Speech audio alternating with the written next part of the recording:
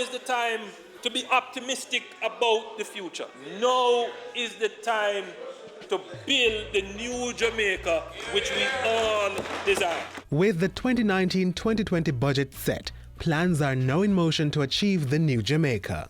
I say to this country, don't be afraid of prosperity. I'm dreaming of a new Jamaica, a land of peace and love. The success of any government lies with an efficient public sector. That notion is not lost on the Andrew Holness-led administration. In this fiscal year, the government will be instituting a new set of rules to select boards for the island's 163 public bodies. Poorly run public bodies pose a threat to our economic program and fiscal certainty. Governance, Mr. Speaker, is of macro-critical importance. Public sector efficiency is also expected to improve with the rollout of the second phase of the Jamaica House Fellowship Program. I'm sure we will be getting a few permanent secretaries, director generals, and chief technical officers from this program. A targeted approach will be taken towards the nation's health. I'm happy to announce that the NHF will be adding lupus to the list of conditions covered by the NHF card. Phase 2 of the solar alarm project will get underway in the fiscal year. The PCJ this year will do another 5,000 at, I believe, an estimate of about $48,000. But this time we're going to be focused in St. Catherine and Clarendon. And the housing component of HOPE will be initiated with a new $1 billion social housing program. We are going to be looking specifically now at people who have physical disabilities and the very poor. The National Housing Trust NHT will also make owning a home easier. As of May 1, all NHT mortgages will see a 1% reduction in their interest rates. The income bands have been expanded to allow mortgages to access home grants. Prospective mortgages will have access to $6.5 million, a $1 million increase. There will be an increase in the construction loan limit for NHT lots. And starting May 1, the Trust will introduce intergenerational mortgages. This budget is not just giving back to a certain class of people. This budget is providing something for everyone in Jamaica. The National Housing Trust has set aside $39.4 billion to increase home ownership on the island in its 2019-20 budget. Of the 8,640 housing starts to be initiated, 4,714 are expected to be completed in the year. Partnerships have been struck with the Housing Agency of Jamaica to regularize communities in 5 parishes. 33 housing schemes across 11 parishes will be upgraded at a cost of $1.7 billion. The Trust will also be securing communities built through a $2 billion 7-parish police station upgrading project.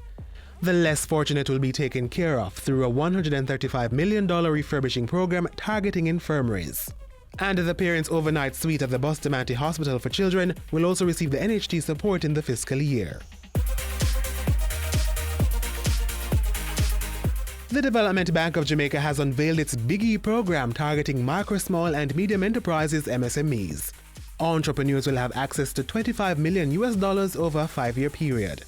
As an added incentive, the Inter-American Development Bank will pump $500,000 in grants to the program. It is going to support the development of businesses at the very base of the economy, at the roots of the economy.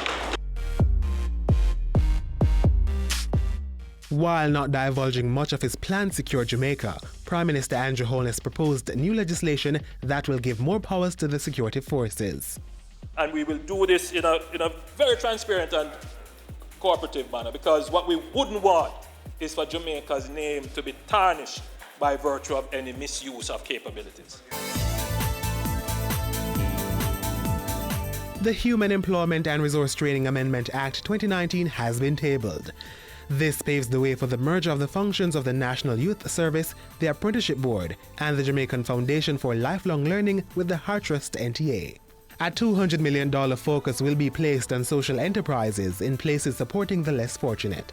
It will be a competitive process. They will have to apply The programs will have to make economic sense. I'm going to ask the DBJ to assist. If you left the island 2 years ago and you plan to return summer coming, you may not recognize some parts of Jamaica. Transformation is happening before your very eyes. All projects under the Major Infrastructure Development Program will be completed within the fiscal year. And following that, the Greater Infrastructure Development Program GIDP will be implemented. Projects will include road development, water and sewer, drainage, bridges, transportation, as well as ICT and smart city infrastructure. $500 million will be spent on major bridges in 12 communities across 5 parishes. The 14.9-kilometer Montego Bay Bypass project is now in the design phase, with construction expected to start immediately after. And the first phase of the Southern Coastal Highway Improvement Project will get underway this fiscal year. It includes work on roads between Harbourview and Port Antonio, as well as the East-West Toll Road in Clarendon to Williamsfield in Manchester. This will be the year of unveiling, or rather, the year we roll out the carpet. Under this government, blessings fall by the right hand. The National Water Commission will be expanding its non-revenue water program to encompass St. Catherine, St. Mary, St. Anne, Trelawney and St. James. Communities affected by repair works will have water trucked to them.